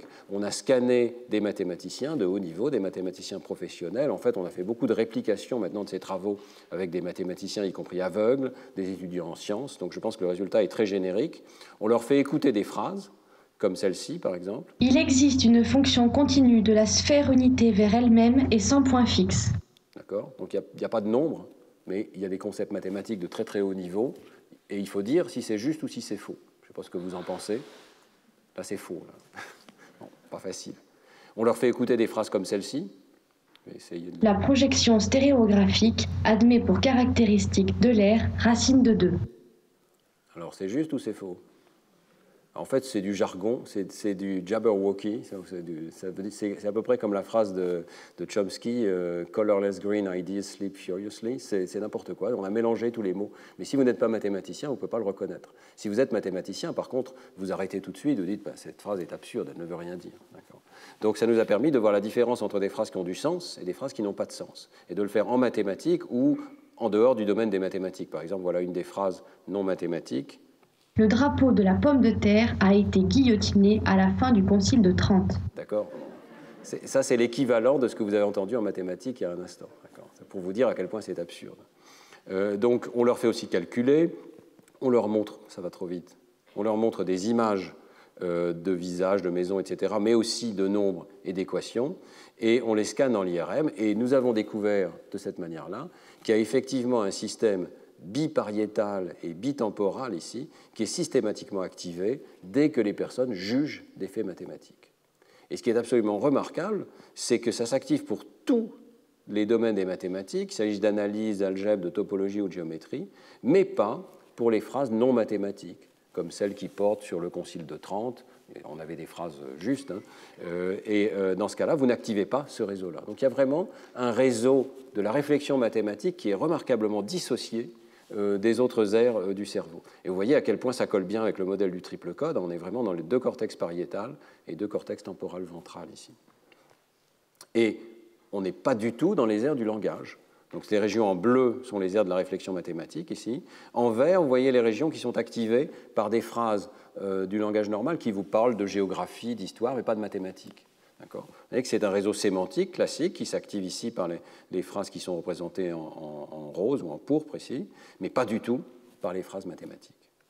Et que font les aires du langage dans cette situation? Les aires du langage s'activent évidemment pour toutes les phrases, parce qu'il faut comprendre la phrase, mais elles s'activent de façon transiente, plus courte, et ensuite on voit apparaître cette activité soutenue en dehors des aires du langage. Donc, pardon, ça va à nouveau trop vite. Ici, vous voyez en rouge les aires du langage traditionnel qui s'activent par les phrases parlées ou écrites chez les mêmes sujets, et en jaune, les aires qui s'activent pour le raisonnement mathématique. Même un raisonnement très court, en quelques secondes, on peut dire si la phrase est juste ou est fausse ici. Vous voyez que le raisonnement mathématique active des aires non linguistiques. Donc c'est tout à fait clair que lorsqu'un mathématicien réfléchit aux mathématiques, il utilise peu ou pas les aires du langage. Il les utilise peut-être comme entrée-sortie, comme c'est le cas ici, pour écouter les phrases, mais ensuite, la partie conceptuelle, le raisonnement conceptuel, a l'air de se produire dans un autre réseau. Voilà. Alors quel est cet autre réseau? Je vous en ai souvent parlé. C'est ce réseau pariétal ici qui s'active chez les mathématiciens. On le voit en orange ici, ça chez les mathématiciens. Mais il s'active aussi lorsqu'on voit des nombres. Il s'active aussi lorsqu'on calcule. Donc en fait, on n'a pas besoin d'être mathématicien. Nous avons tous ce réseau dans la tête. Nous avons tous ce réseau lorsque nous faisons des calculs, lorsque nous approximons, lorsque nous réfléchissons à la géométrie, etc. C'est le même réseau impliqué dans le sens des nombres et dans le sens de l'espace. Et de la même manière, l'aire ventrale ici, qui est activée chez les mathématiciens, elle s'active aussi lorsqu'on reconnaît des nombres. Elle a été appelée l'aire de la forme visuelle des nombres, des chiffres arabes, par Joseph Parvizi et ses collaborateurs. C'est une découverte relativement récente ici. Elle s'active donc chez tout le monde, mais chez les mathématiciens, elle acquiert en quelque sorte une compétence supplémentaire pour les mathématiques abstraites. Alors, ceci colle très bien avec d'autres données qui nous montrent effectivement que le calcul mathématique chez l'adulte expérimenté est dissociable du langage. Je vous rappelle cette expérience de Martin Monti, ici, que je trouve très élégante. Je vous montre tout de suite le résultat. Ils arrivent à trouver des conditions extrêmement proches dans lesquelles soit on parle de structure linguistique, soit on parle d'algèbre. Donc, il s'agit de dire si on a dit deux fois la même chose, si les deux phrases sont en quelque sorte synonymes, ont le même sens. Donc, Y a donné X à Z, c'était X que Y a donné à Z. Oui, j'ai dit deux fois la même chose. C'est une transformation syntaxique qui permet de dire la même chose par deux constructions grammaticales différentes. En algèbre, vous voyez, c'est la même idée. Y est plus grand que Z divisé par X. X fois Y est plus grand que Z. Est-ce que j'ai dit deux fois la même chose? Oui. Il faut bouger le X, on fait un peu d'algèbre mentale et on arrive à voir que c'est deux fois la même chose. J'espère que j'ai bon là. Alors, vous voyez que ce sont des situations, là encore, extrêmement comparables. On écoute des phrases, on juge, mais les réseaux cérébraux sont très différents. Et l'algèbre fait appel au circuit pariétal, alors que le langage fait plus appel aux régions temporales et la région de Broca, ici, pour le raisonnement linguistique. Et je vous avais montré il y a quelques semaines qu'on peut être profondément aphasique et continuer de faire des mathématiques, de faire de l'algèbre. C'est quand même extraordinaire dans les travaux de Varlet et collaborateurs. Donc, là encore, il y a toute l'évidence que la majorité des opérations mathématiques sont réalisées en dehors des aires du langage. Ça ne veut pas dire que le langage ne sert pas. Il sert d'abord d'entrée-sortie. Il a servi, on l'a dit auparavant, pour la construction, pour l'échafaudage des mathématiques. Et on va voir maintenant qu'il sert encore d'outil mental pour la mémoire. Alors la mémoire, laquelle? La mémoire des choses qui sont faciles à retenir sous une forme verbale. Et par exemple, la table de multiplication. Je pense que vous avez tous appris la table de multiplication en récitant. Moi, je me souviens encore, c'est pour aller plus vite, 3 x 9, 27. On apprenait ça par cœur, et c'était 3 x 9, 27, 3 x 9, 27. On le retient sous la forme de mots. Est-ce qu'on peut montrer que c'est le cas? Est-ce que c'est différent, par exemple, de la soustraction? Pour la soustraction, je ne sais pas ce que vous en pensez, mais je crois qu'il n'y a pas de professeur qui fait réciter les tables de soustraction en disant 7 moins 6, 1, 7 moins 5, 2, ça n'a pas de sens. On ne fait pas comme ça. Pourquoi? Parce que c'est suffisamment facile de retrouver les résultats de soustraction en combinant les quantités, en servant du sens des quantités, et donc on n'a pas besoin de mémoriser la table. Les additions sont un peu entre deux. Je ne sais pas si certains d'entre vous avaient appris la table d'addition, mais je crois que là, il y a une certaine variabilité dans l'apprentissage.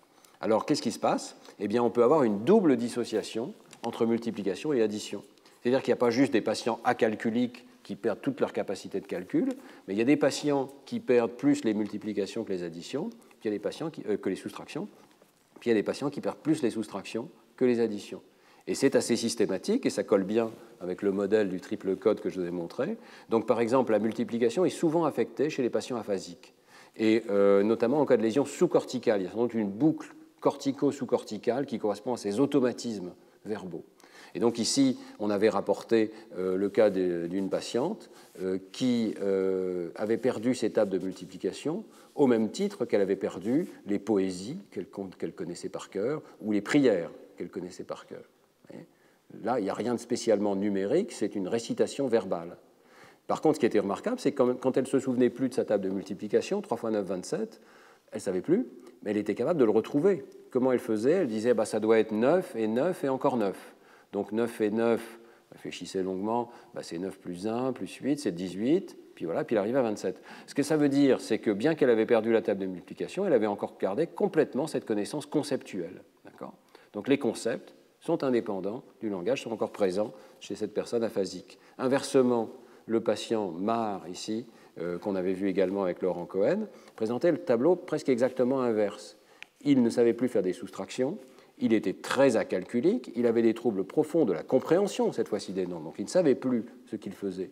Il avait du mal à comparer des nombres, il ne savait pas dire qu'est-ce qu'il y a entre deux nombres, par exemple, qu'est-ce qu'il y a entre 2 et 4. C'est pourtant pas très difficile, hein, mais ça demande de faire appel à ce sens un peu spatial aussi des quantités numériques. Et lui, il avait préservé la table de multiplication.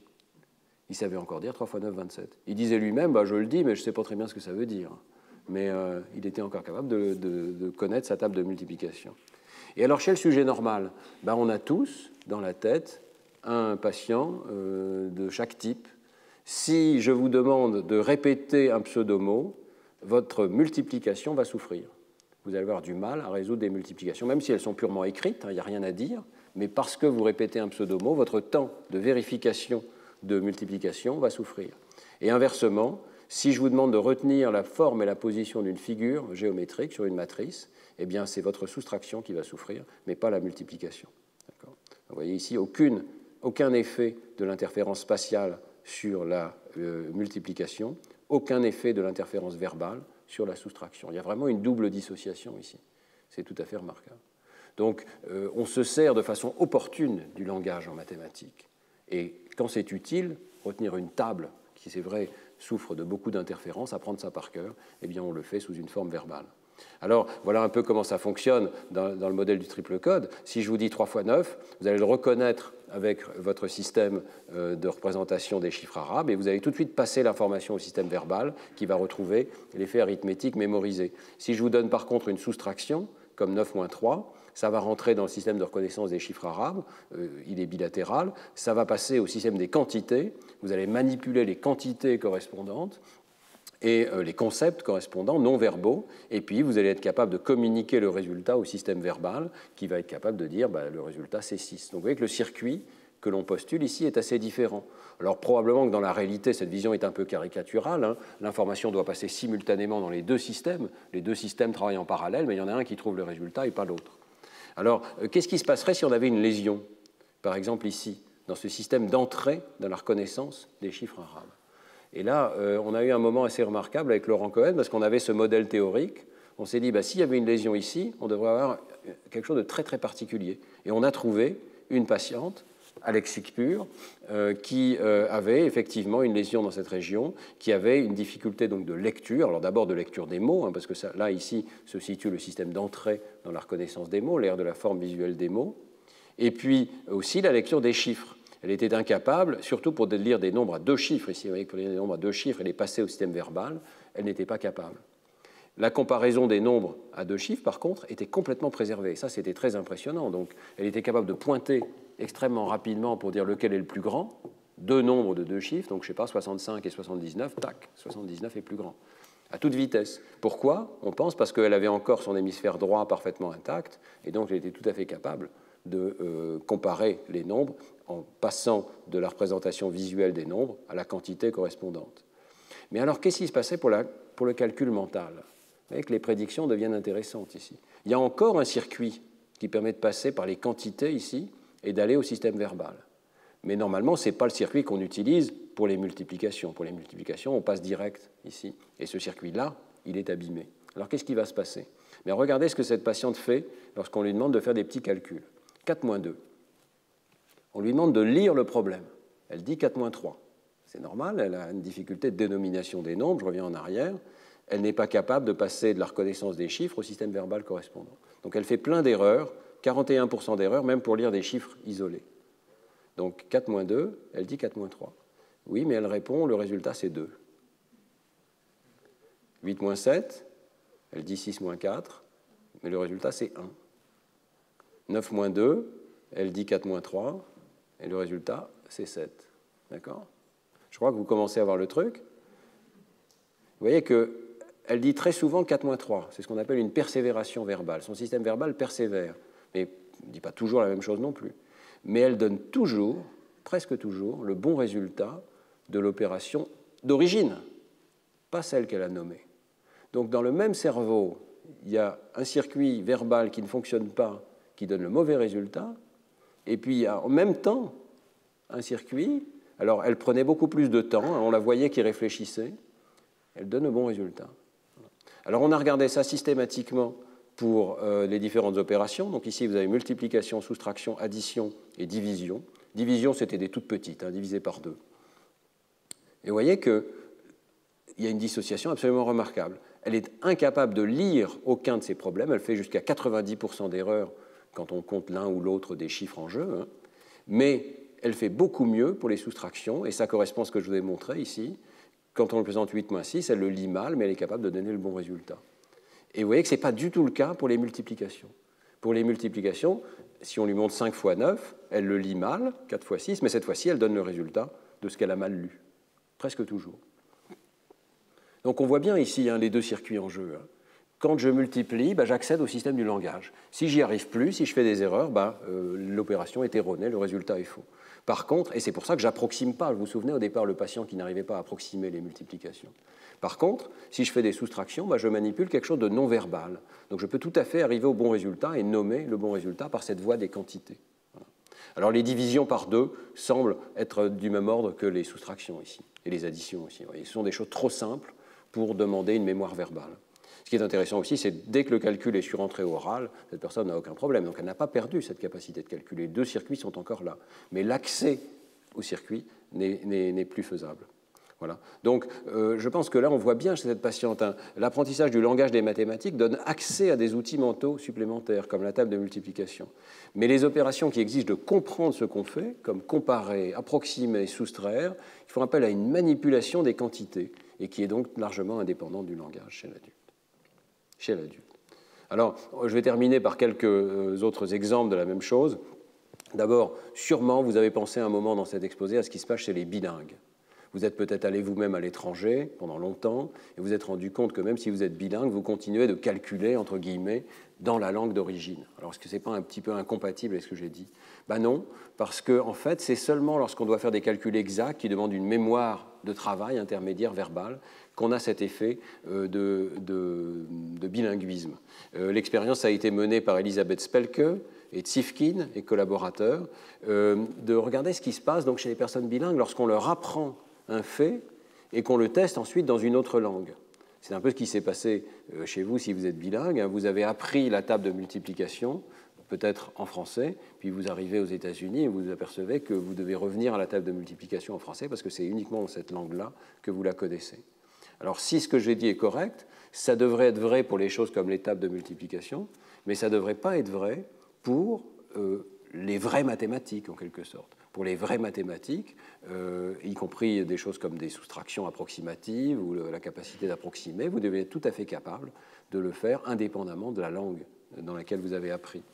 Alors, c'est ce qui a été testé donc, ici par Tsifkin et collaborateurs. Ils font apprendre à des bilingues des nouveaux faits arithmétiques. Par exemple, combien font 24 plus 37 ? Alors, au départ, vous ne le savez pas, puis vous finissez par savoir que ça fait 61, et on vous teste en vous demandant de choisir entre 61 et 51. Imaginez que la moitié de ces opérations, on vous les donne, ici c'était des bilingues anglo-russes, américano-russes, donc la moitié on les donne en américain, l'autre moitié on les donne en russe, de façon systématique. Puis ensuite, au moment du test, on va regarder si ça vous coûte de changer de langue ou pas. Et puis on va faire la même chose avec le calcul approché. On va vous dire par exemple 24 plus 37 font environ, et on vous donne le choix entre 60 et 30. D'accord ? Et là, on vous entraîne là-dessus. C'est un peu plus facile peut-être, mais pas vraiment. Ils ont choisi des faits qui étaient à peu près aussi difficiles. Après apprentissage, on teste la généralisation soit dans l'autre langue, soit aussi à des faits voisins. Est-ce qu'on est capable de faire non pas 60 et 30, mais disons 70 et 40 par exemple, ici, ou bien d'autres nombres précis. Et voilà les résultats. Il y a un coût à changer de langue qui est comparable au coût à généraliser à des faits nouveaux, mais uniquement pour des choses exactes, complexes, qu'on doit apprendre par cœur. Donc lorsque vous devez apprendre une addition exacte, c'est un peu comme la table de multiplication, 24 plus 37, vous l'apprenez par cœur, il y a un coût à changer de langue, qui est un coût important, hein, qui se chiffre en centaines de millisecondes ici. Vous l'avez appris en russe, vous ne le savez pas en anglais. En tout cas, ça prend du temps, sans doute un temps de conversion interne. Mais lorsqu'il s'agit d'approximer, aucune difficulté. Vous n'avez aucune difficulté à transférer cette connaissance et le coût de transfert à une autre langue est zéro. Donc là encore, toutes les mathématiques ne sont pas dépendantes du langage. On peut avoir cette impression quand on va à l'étranger, on s'appuie sur nos connaissances préalables de notre langue, mais en réalité, on ne le fait pas pour toutes les opérations. Dès qu'il s'agit de comprendre, d'approximer, de travailler avec les concepts, on sort du domaine linguistique et il n'y a plus de coût à changer de langue. Donc les barres jaunes ici vous indiquent les coûts. Si c'est des additions, ils ont essayé toutes sortes de choses, hein, des additions en base 10, mais aussi en base 6 ou en base 8. Dès qu'il s'agit d'apprendre des faits, le langage aide beaucoup. Le langage permet de stocker en mémoire de façon compacte. Par contre, dès qu'il s'agit d'approximer des logarithmes, des racines cubiques, pas de coût à changer de langue. Ils ne sont pas allés à des concepts mathématiques de plus haut niveau, ça serait très intéressant. Hein. Peut-être qu'il faudrait refaire cette expérience. Mais la prédiction serait que si un mathématicien a appris à penser, je ne sais pas, aux espaces vectoriels en dimension infinie dans une langue, ben ça ne change rien de penser, de changer de langue. Ça ne change rien pour le noyau de concept lui-même. Ça change peut-être pour les interfaces. Alors ensuite, on avait pris cette expérience et on l'avait mis en IRM fonctionnel. En fait, j'ai rencontré Elisabeth Spelke à cette époque. On s'est aperçu qu'on faisait des expériences très similaires. Et on a essayé de travailler ensemble. Ça a donné lieu à ce papier dans Science qui était assez important. Donc on peut faire exactement le même genre de tâches dans l'IRM, hein, soit de calcul exact, 4 plus 5, et on vous donne le choix entre 9 et 7, soit 4 plus 5, et on vous donne le choix entre 8 et 3. Donc dans ce cas-là, vous pouvez approximer. Dans ce cas-ci, vous devez faire le calcul exact. Alors je n'ai peut-être pas dit suffisamment, mais l'addition, elle est un peu entre la multiplication et la soustraction. Il y a de l'évidence dans les deux sens. Ça ressemble aux soustractions dans la mesure où on peut s'en sortir avec les quantités, mais ça ressemble aussi aux multiplications dans la mesure où on mémorise beaucoup de faits. C'est peut-être plus facile de les mémoriser. Alors on va voir qu'effectivement, les circuits changent, suivant qu'on doit approximer ou qu'on doit faire le calcul exact. On avait déjà trouvé ici, dans ce papier qui est quand même très ancien, en 1999, il y a plus de 21 ans, vous voyez, ces activations bilatérales hors du système du langage, lorsqu'il s'agit d'approximer, et inversement, ces activations latéralisées à l'hémisphère gauche, dans la région ici temporale postérieure, la jonction temporo-pariétale, et puis dans le frontal inférieur gauche. La latéralisation à gauche, à l'époque, nous incitait à penser que là, on reposait plus sur un système linguistique pour le calcul exact.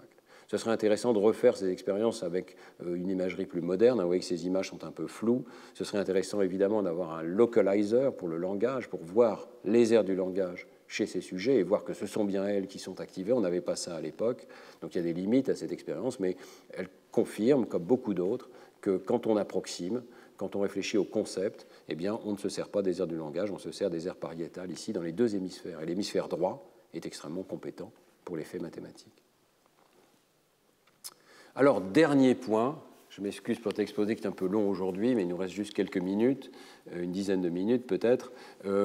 Finalement, je n'ai pas tellement parlé de l'hypothèse de Worf. Est-ce que, quand je parle une langue différente, je pense différemment ? Vous aurez compris que, d'après tout ce que je vous ai raconté, ça ne doit pas faire une grande différence. La plupart des concepts vont être acquis dès qu'on a une langue, avec l'échafaudage de la langue. Mais comme c'est quand même un échafaudage qui peut être plus ou moins efficace, imaginez un échafaudage plus ou moins bien construit, on va quand même voir des petites différences. Et des petites différences qu'on peut peut-être qualifier de worfiennes, mais qui sont vraiment, c'est pas qu'on pense différemment, c'est simplement qu'on va un petit peu plus vite à acquérir les concepts. Alors, on l'a vu dans plusieurs domaines. D'abord dans le domaine de l'acquisition du comptage. C'est quand même important sur le plan pédagogique. Il y a des langues qui sont bien plus efficaces que nous. Je ne mentionnerai même pas le fait qu'en français, on a un système de numération épouvantable, puisqu'on dit des choses comme 92, on se manque des Belges ou des Suisses qui disent 92, mais c'est absurde. C'est eux qui ont raison, bien entendu. Mais il y a des systèmes encore plus simples. Et par exemple, en chinois, on ne dit pas 92, on ne dit pas 92, on dit 9, 10, 2. 9 dizaines et 2. D'accord ? Et donc, c'est beaucoup plus transparent. On voit directement la base 10. On n'a pas besoin d'apprendre des mots en plus. Les enfants français doivent apprendre des mots comme 11, où on ne voit pas que c'est 10 et 1. Ils doivent apprendre des mots comme 20, où on ne voit pas que c'est 2 fois 10. Alors qu'en chinois, on le voit parfaitement. La langue chinoise est remarquable de ce point de vue-là. Eh bien, est-ce que ça fait une différence ? Oui.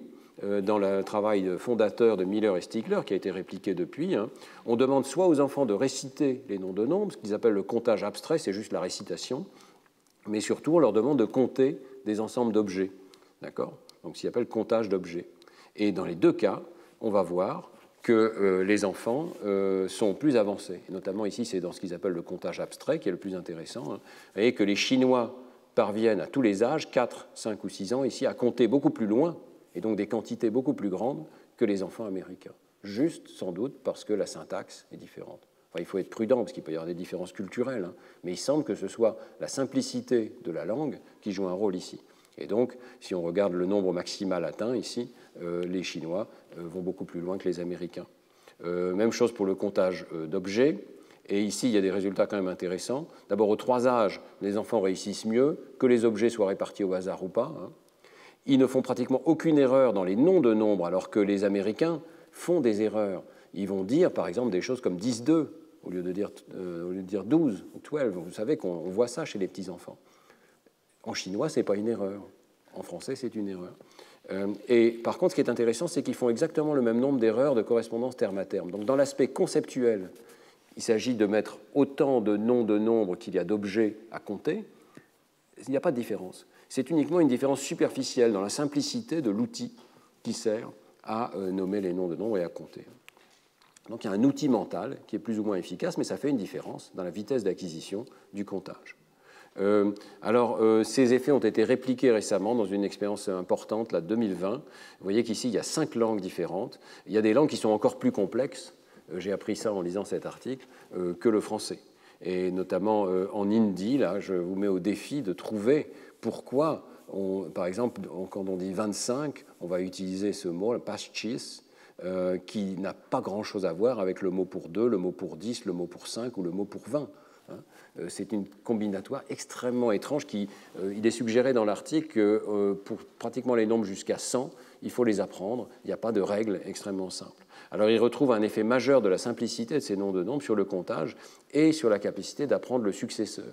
Si on dit à l'enfant, là, tu as n objets, on les cache et on en rajoute un, l'enfant devrait savoir dire c'est n plus 1. Si on lui donne le choix entre n plus 1 et n plus 2, verbalement, il n'arrive pas à le savoir lorsqu'il fait partie de ces langues qui sont beaucoup plus complexes. Donc la structure de la langue et surtout la maîtrise du comptage verbal par chaque enfant prédisent la réussite. Oui, alors excusez-moi, pardon, là il y a 2 facteurs qui prédisent la réussite ici dans cette expérience, la structure de la langue, mais aussi la maîtrise du comptage simplement sur le plan de la compréhension de ce que c'est que l'opération de comptage.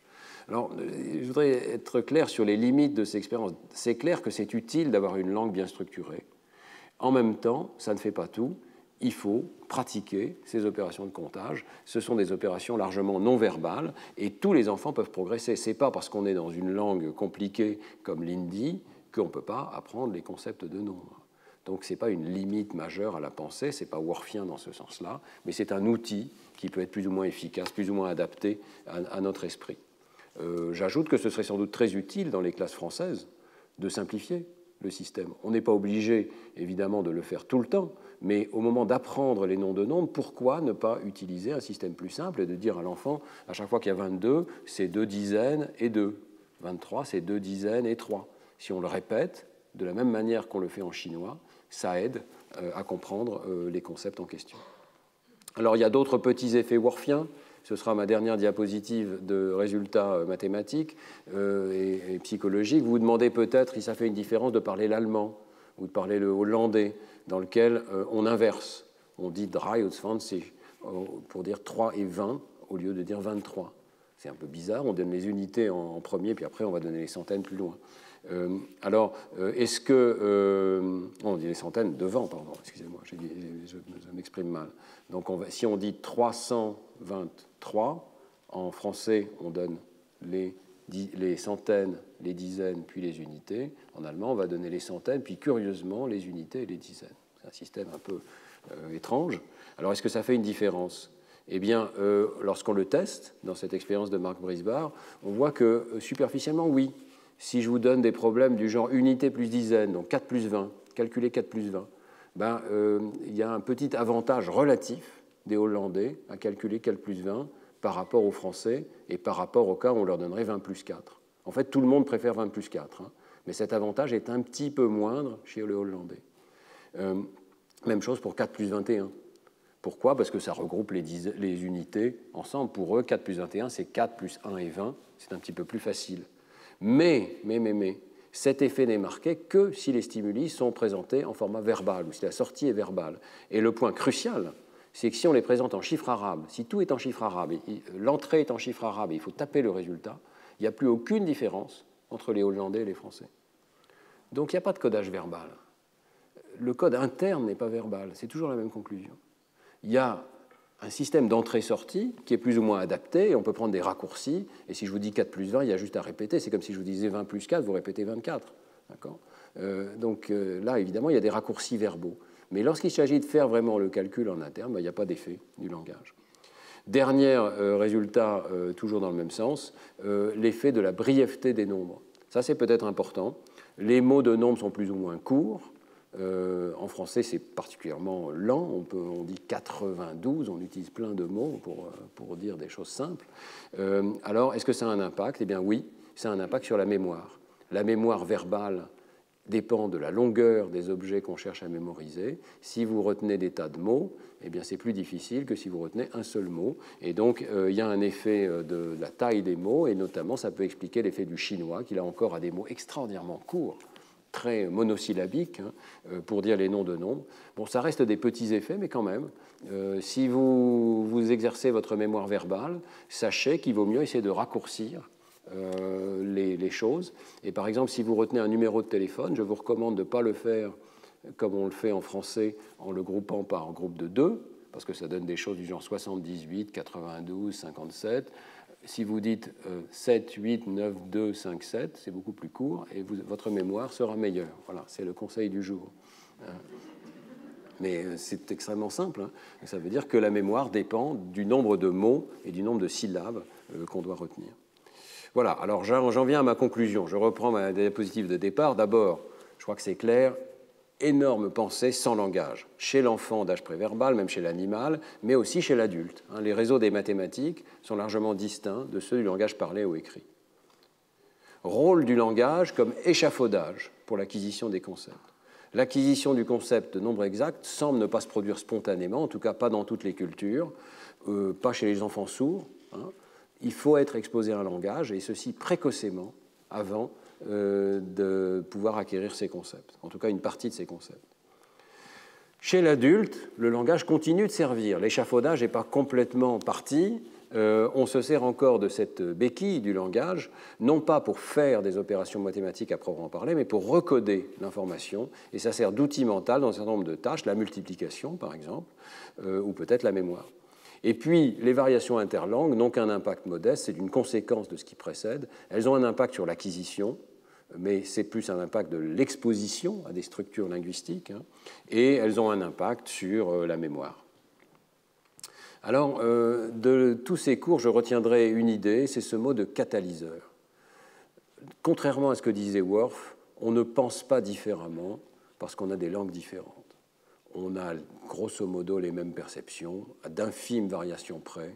Souvenez-vous de la couleur, toute petite variation. Lorsqu'on se place au seuil de conscience, on peut avoir des tout petits effets du langage. Mais l'effet principal du langage, c'est comme catalyseur, et notamment catalyseur de la construction des mathématiques.